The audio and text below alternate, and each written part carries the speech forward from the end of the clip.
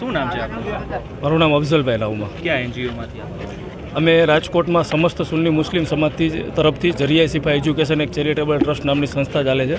અમે એમાંથી બિલોંગ કરીએ છીએ. ખાસ આ ટીઆરપી ગેમ ઝોનની આવી ગોઝારી ઘટના છે સામે આવી છે, કેવી આપની લાગણી શું કહેવાય? ખરેખર જે બનાવ બન્યો ને સમગ્ર રાજકોટ માટે નહીં પણ સમગ્ર ગુજરાત માટે ખૂબ જ દુઃખદ કહેવાય.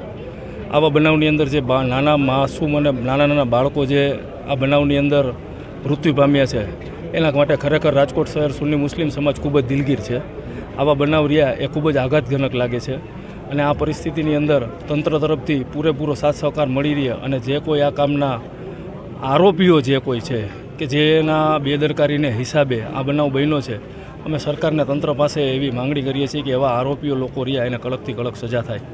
આપ એનજીઓ દ્વારા અહીંયા આવ્યા છો, કઈ પ્રકારની અહીંયા તમે કામગીરી કરી રહ્યા છો? અત્યારે હાલના માહોલ પ્રમાણે તો અહીં જે પબ્લિક એટલે કે જે